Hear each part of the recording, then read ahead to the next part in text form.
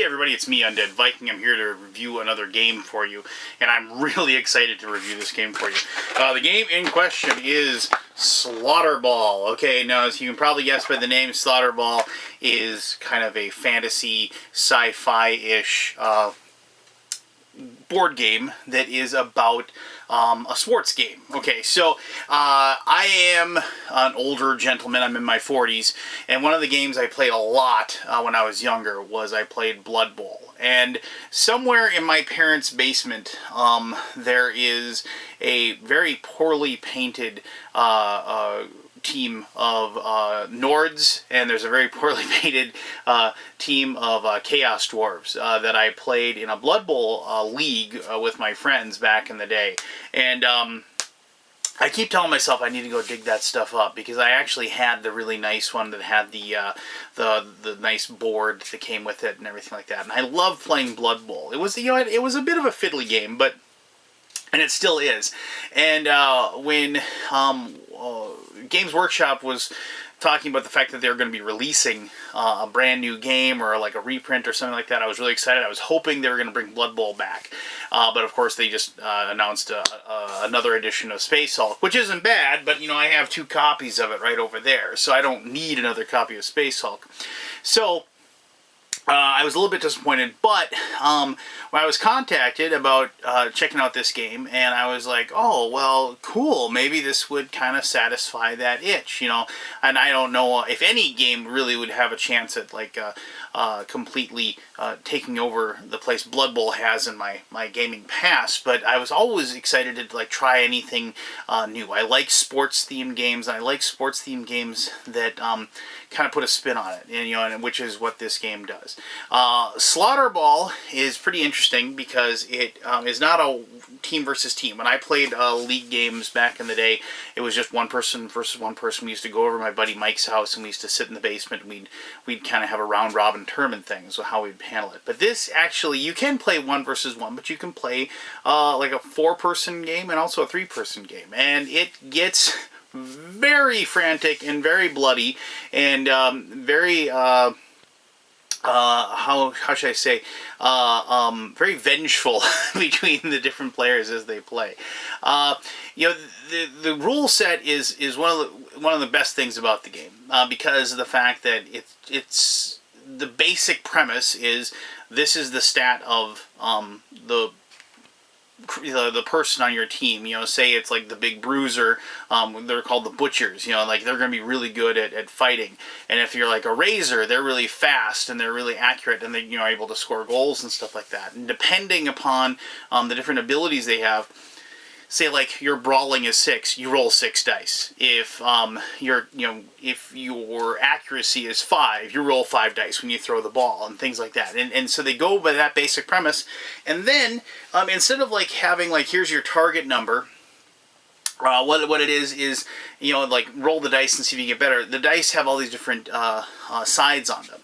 And like the most common thing is you're trying to get the knife side, because that is like successes. And so if you're throwing a ball and it's 6 spaces away, you need 6 successes or more and to get the goal that you want to get. Or if you and another person are fighting, you both roll your dice, and whoever gets the most dice in that situation get a bonus. Now that seems pretty straightforward, but then there's different things you can do. I mean, there's different modifiers that you have, but they don't modify the actual number or anything like that. They modify the number of dice you have. So say you have 3 guys that are surrounding a opponent. You can have those 3 guys gang up on them, but one person rolls dice and the other 2 people interfere. And that means that they take away one of the dice that the people get. So they'd lose those dice, and they'd only be able to roll less than they have. And so then you can really, you know, give them a pounding, if you will.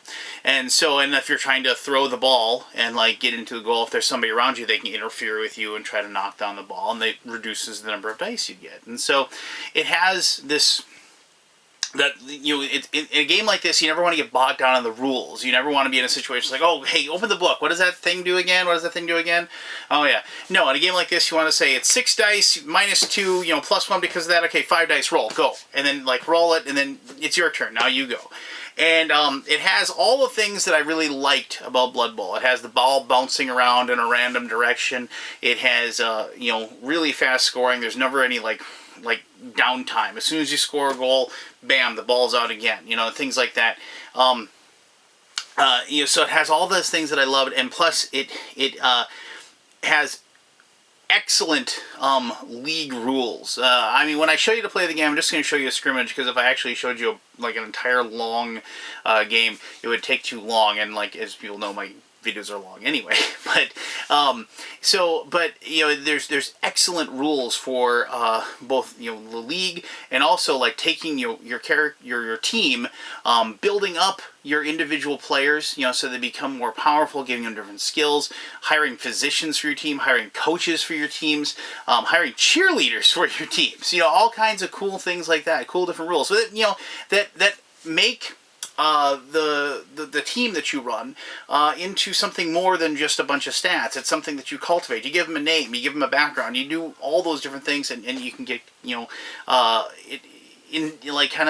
invested in it. And so that's kind of a neat thing about it. So I'm going to show you, like I said, I'm going to show you a quick scrimmage, just show you some of the rules and show you the board, and I don't have the miniatures. The miniatures for this game look absolutely beautiful, and I can't wait to see them when the game does come out. But I have little stand-ups, but that's okay. It's very simple, it's very straightforward, it won't be tough to understand.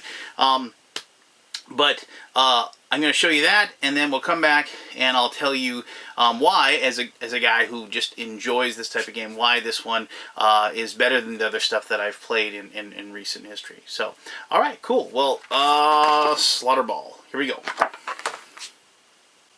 Alright, this is the giant board that is Slaughterball. I'm just going to take a few moments to kind of describe what you're seeing. Now, this is a prototype that I got, so this doesn't have the minis, but they do have these standees that you have for the different people. Like, this would be a butcher, as you can see by the B that's located, and that's on the orc, kind of troll team. Over here, this is kind of like the robot android team, and that is also their butcher. There's also... each team has what's called a razor, which is kind of like their really, really fast and agile guy. Oops. And they usually have 4 arms, and they're very fast, but not very durable. So that would be like the butcher from the orc team. But here's the Valkyries. I'm sorry, the razor from that team. And then here's the all-female team. That's their razor, the kind of Nordic Valkyrie ladies. There's also cleavers and slashers. Cleavers are a little bit faster than slashers, but slashers are more durable. They're kind of like the tweeners. And so, here from the Swords of Damocles, which is a great name for a team. There's a cleaver. You can see because it says C on there. And, well, here's their razor. But, and then here would be a slasher. A little bit bigger, but not as big as, say, their butcher, which would be there. So, you said that this is a 4-player game. You can play on this board with 2 players. There is a 3-player hexagon board as well, but this with the 4 and 2, you play with the octagon. And everybody starts out exactly as you see. Over there you have the round tracker. The game lasts 6 rounds. Whoever has the most points at the end of 6 rounds wins. If there's a tie, you go into overtime. Over here, you might not be able to see that really clearly, but over here is the scoring track that you'll move so you keep track of how you're scoring points. You score points by scoring goals, and also by beating up your opponents. Knocking them down gets you points, and also injuring them gets you points. Over here is the penalty box. You can actually take penalties in this game. Penalties, you get those from a variety of ways. Most commonly, if you actually attack somebody who's been knocked down. If a player has a card that has a penalty card on it, they can play that, and then the person goes into the penalty box. Why would you do that? Well, if you attack somebody that's knocked down, your chance of injuring them is really great, and so that's why you attack when somebody's knocked down. Also, you can't attack a razor unless they have the ball. If they have the ball, then they're open, because they're kind of fragile, and you're trying to protect that one character. Or once they have the ball, they're open game. If you are injured, there is the slaughter box that's over there.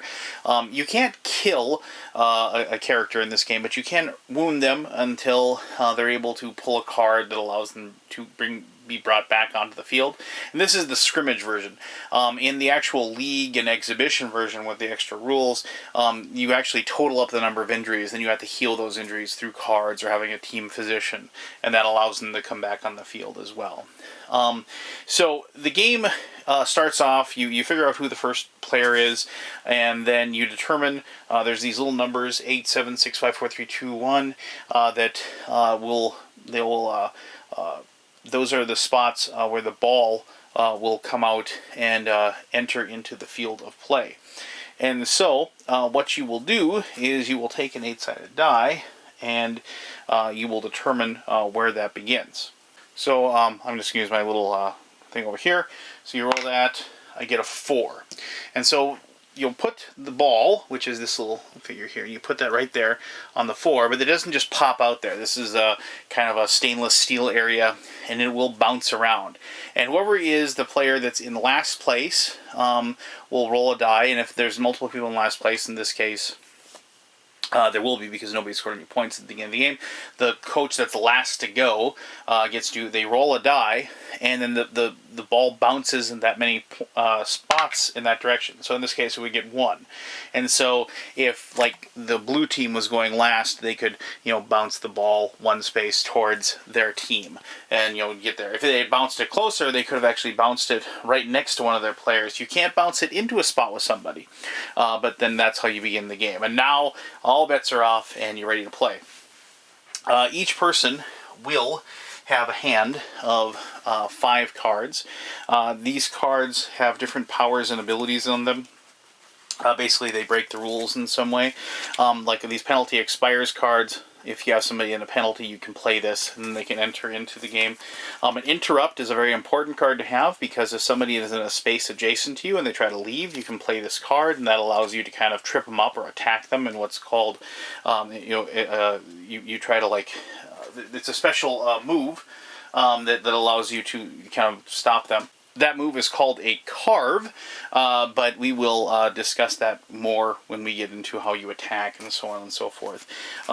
Some of these things also, like a penalty card is you play when one, so you have one of these 3 options, ends a move action in the meat grinder while the goals are closed. I should mention this, actually. Right now, these spots, these are the goals where you can actually throw the ball. This kind of reminds me a little bit of Rollerball, actually. But, so not that horrible remake, the original with James Caan. But, and so that's where you'll be, trying to shoot. That this little chevron here is where you're trying to shoot the ball and to, get the, make your points. That's a good way to, obviously that's one of the ways you score points without hurting somebody. You can't, those don't open up until somebody has grabbed the ball and has gone through what's called the meat grinder here in the middle.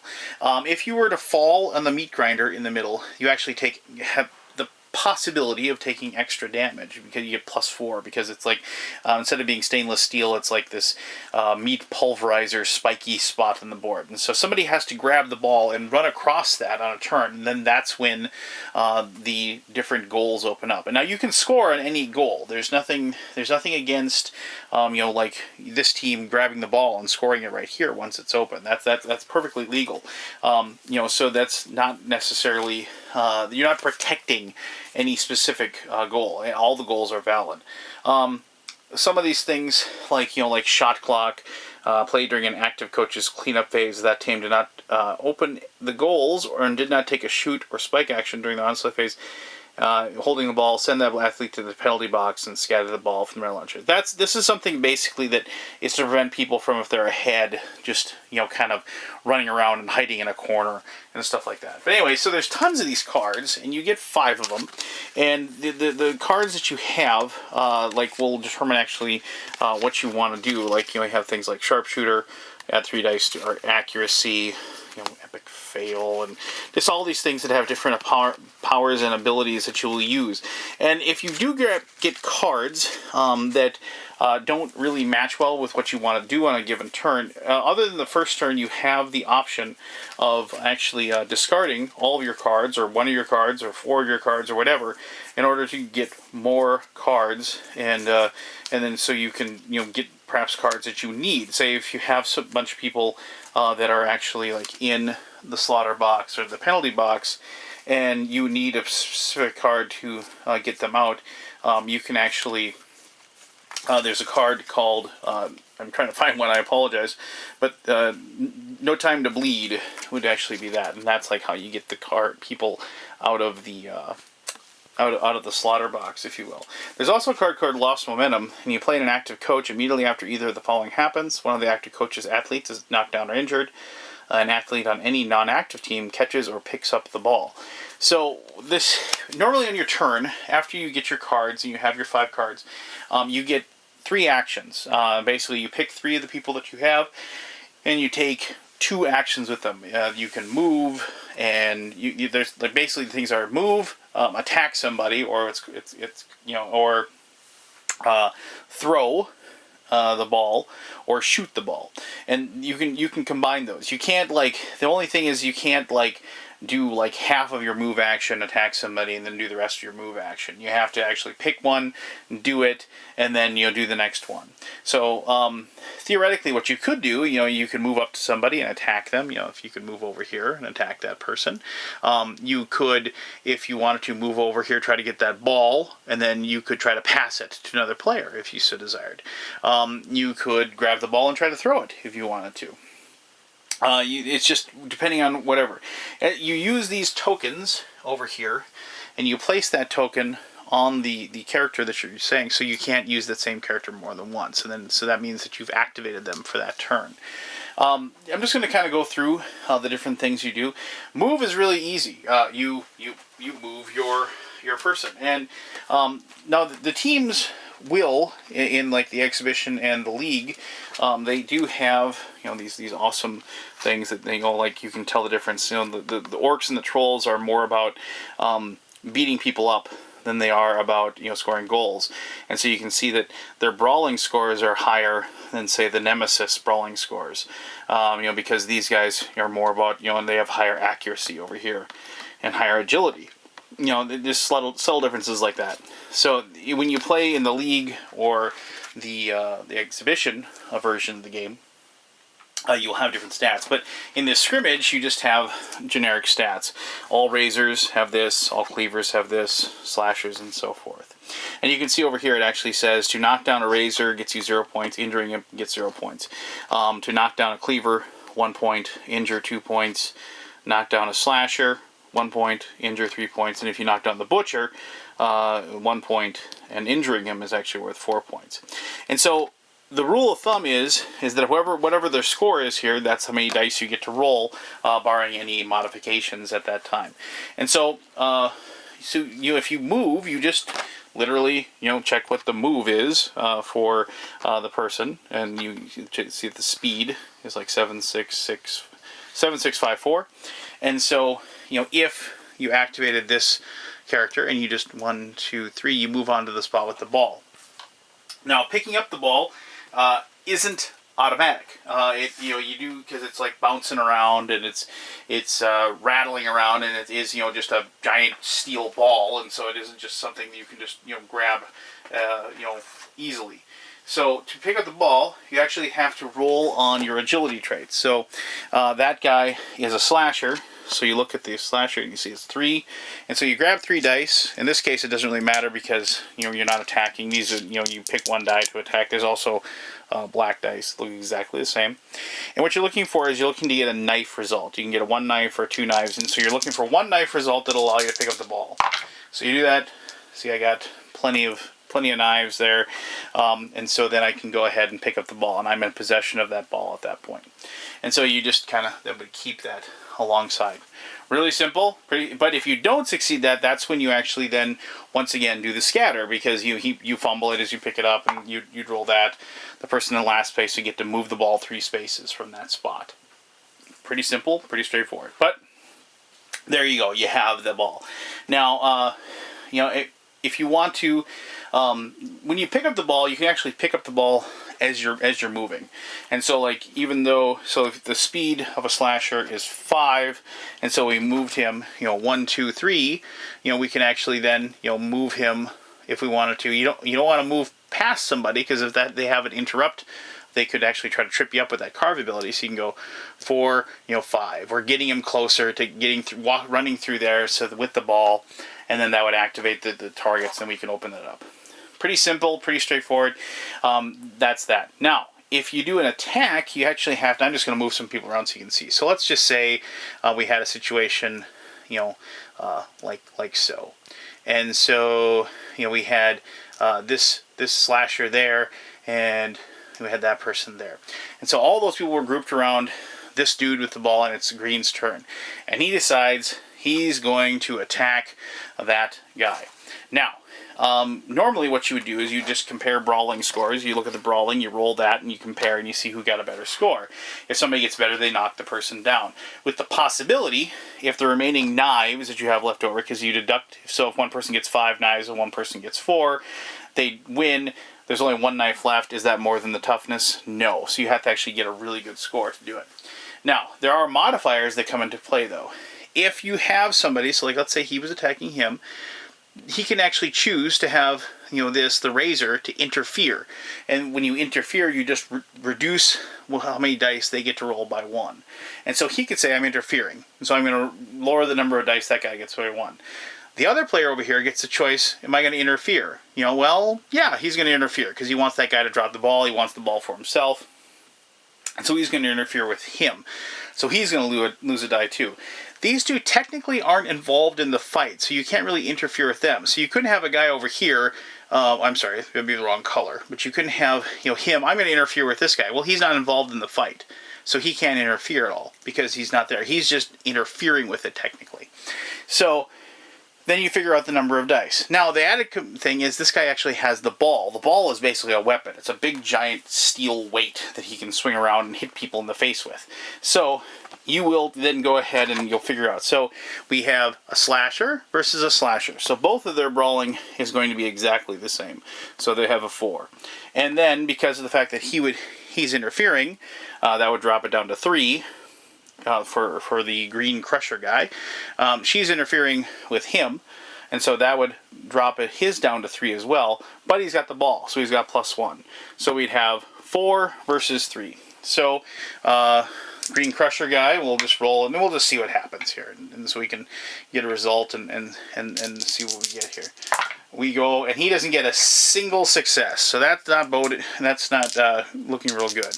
But with 4 dice on his side, well, we got 4 successes. So that would actually be +4. And, thankfully, he's got a toughness of 5. So that's not going to end up with an injury. However, he would knock him down.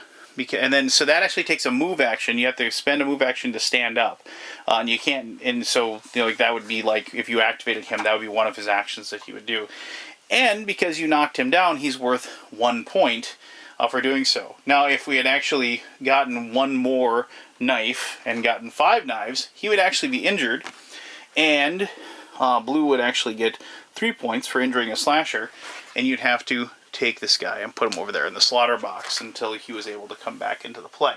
Now, you'll notice that when they do come back into play, the penalty box, there's a re-entry point here, and there's a re-entry point there. One of the mean, nasty things you can do is you can actually put a person in front of that that's on the opposite team of the person that's trying to get out, and they can't leave. It's one of those little dirty tricks you can do as you play the game. So, but anyway, so that would be the chop action or the attack action, and that happens constantly. You're going to be beating each other down constantly on your turn. So then you have passing and shooting. Passing works really simple. You pick a person that you want to pass to, and then you determine how many spaces are between you and that person. So, just for sake of example, let's put him here, and put this guy there. And he wants to pass the ball to him. So you count the number of spaces, not counting the spaces they're in. So you go 1, 2, 3. There's 3 spaces between him and there. So a slasher has an accuracy of 3, so probably not the best, right? But he needs to get 3 successes on these dice, 3 knives, And we'll go, and he'll roll horribly. Now, these other things on here, they don't really matter with the scrimmage, but when you get into the leagues and you get into the exhibition, different powers and different abilities that certain teams have will make a difference.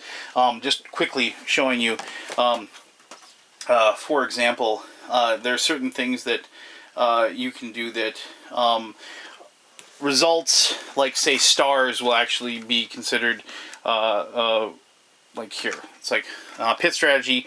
Once per test of cleaver rolls, you can sacrifice a star symbol to draw one card. So you can get, certain abilities when you roll certain results, that you can add to whatever. And so like here, like on these on the Carnage Orc guys, when you make a brawling test, you can count stars as knives. So you can see there's just different things like that. But in the scrimmage, that wouldn't work. So we didn't get a single success. He throws the ball, misses completely. And so, obviously he doesn't stay there, but we then would do a scatter check once again. And whoever's in last place, we get a 1, so they'd pick, it bounces one space away from there. If you succeeded, you don't have to roll anything as far as that guy catching it. It's just assumed that he does catch it because of your accuracy as well. By the same result, if you have somebody next to him and they want to interfere with you, you would lose a die when you try to throw the ball. And as you can tell, like a slasher throwing is probably not a good idea, but you want to have your razors throwing it. But as you can see, razors don't have a lot of brawling. They don't have a lot of toughness, and so they're very fragile. And so you want to make sure that they do not have the ball all that much, especially when they're next to like a big bruiser, like a butcher.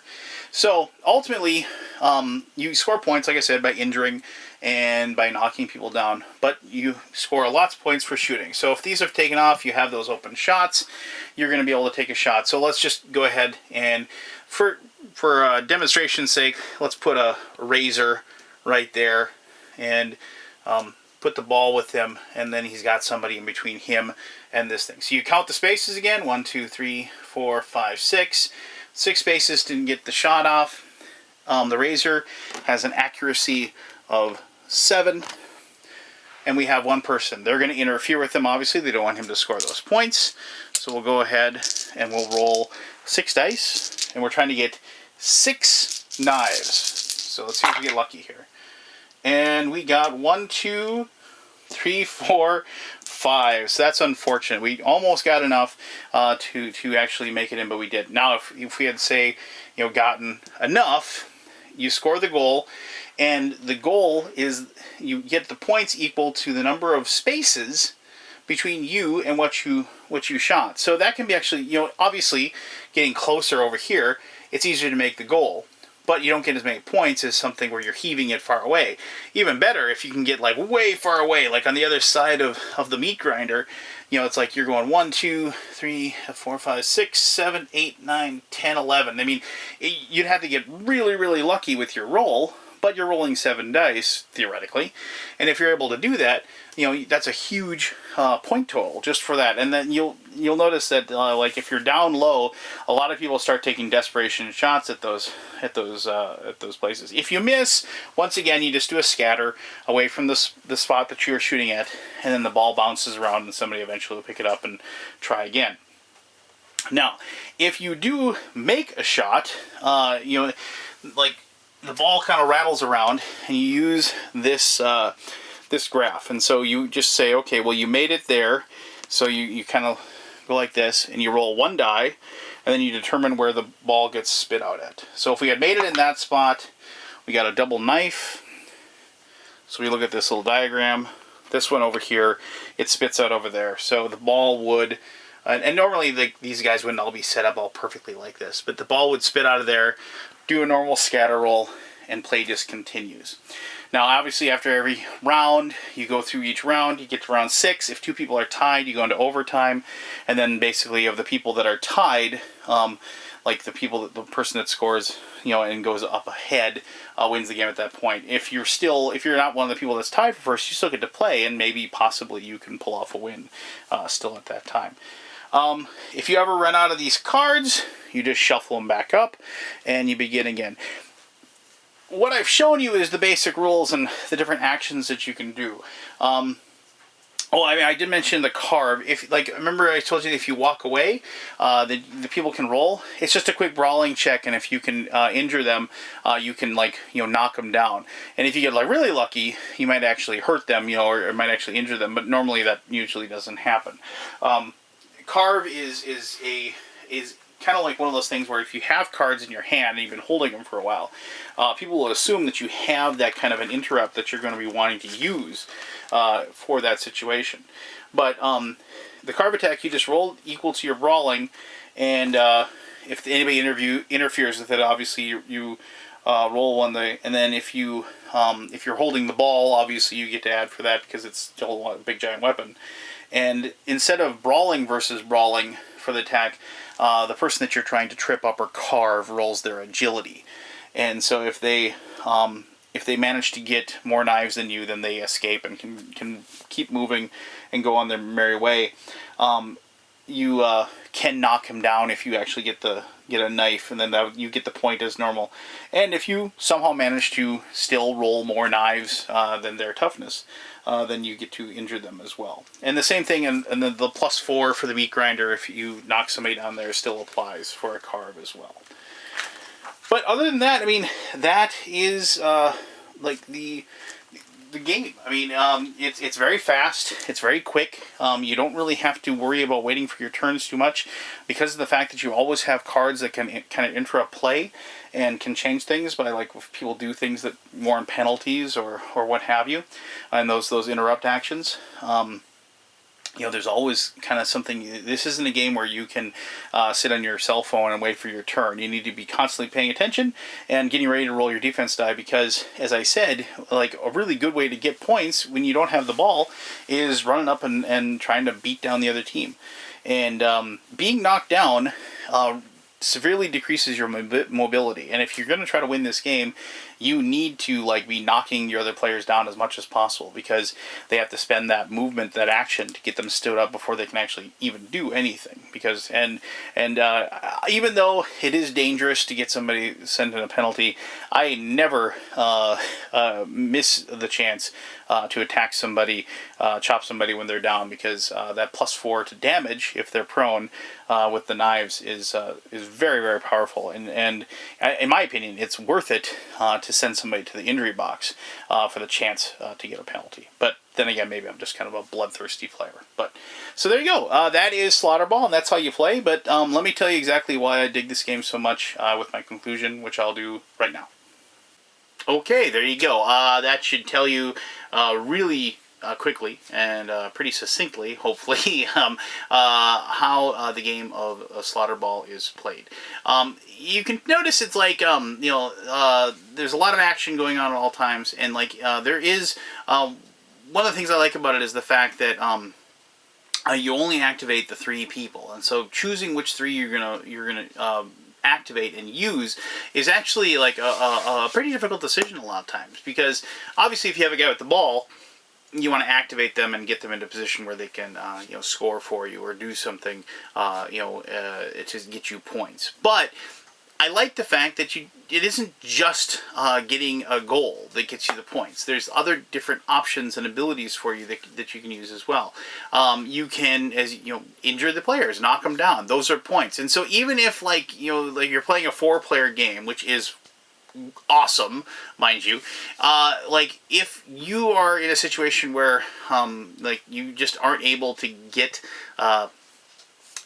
go and get the ball out of somebody's hands just because, as unluckiness would have it, it just seems to be bouncing around away from you.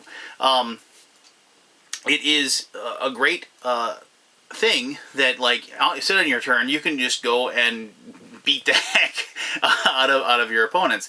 And it's really cool, like, when you have the cards in your hand, the strategy cards, it seems to me like a really good thing that I would always hold on to is, like, I'd always, like, if I got card that would cancel the penalty, that's when I would really go and look for that person that's been knocked down, so I can go and give them the business, if you will, and then you get those points, especially if you can get somebody's bigger guy down, and you can injure somebody. Obviously, I mean it makes sense too, because like the razors are really fragile, and they're the ones that are running around, and you don't get any, and so they're the ones that you're going to be tackling a lot, because they're going to end up with the ball quite a bit. So it makes sense that they aren't worth any points, but there is something wonderful about like ganging up on somebody's big bruiser and knocking him to the ground and getting him injured and throwing him in the injury pile, even if it means that like somebody gets a penalty called on them. It's worth it, because of the points that you get for doing that, and I like that. I like that thing.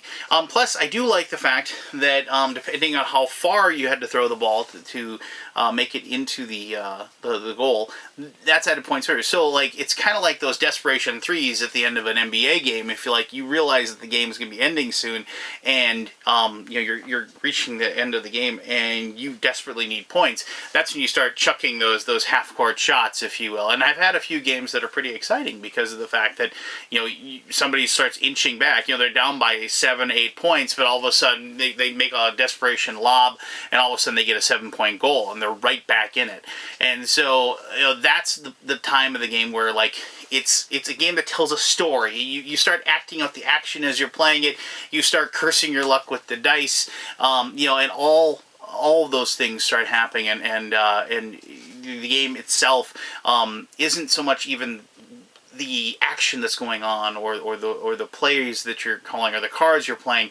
It's the experience, if you will. And that's kind of what everybody's shooting for when you play a game. When I play games, I'm there to experience the game with my friends and have a good time, curse my luck, cheer my victories, and enjoy a good time with my buddies. And Slaughterball is a perfect escape to that realm, that world that I enjoy. It's never going to be. It's a tactics game. It isn't it has some strategy, obviously, with the card player thing, but it's tactics. It's getting your miniatures or your players into the best possible situation so they can then themselves be successful, and being able to react to the situation that's around you, saving cards that you need for special purposes, and it's just brutal, fast, furious fun, and I can't recommend it enough. I like this more than Dreadball. I like this more than Chaos Ball. I think it's a better game than either of those. I haven't played Blood Bowl in well over 10, 12 years, so my rose-colored glasses to the past, may cloud my vision a little bit. But until my theoretical next version of Blood Bowl comes out, I'm really glad that Slaughterball exists, because I am going to run multiple leagues with this. My friends and I are going to have a blast with this, and we're already planning our first all-day Saturday event of us sitting down and playing this all day, and then crowning a champion at the very end. So go to the website, check out the game. You can see all the cool minis and everything like that. If you have any questions about Slaughterball, by all means, please ask them. I'll answer those to the best of my ability. And until next time, thank you very much for taking the time to watch this video, and have yourself one heck of an awesome day. All right, bye-bye.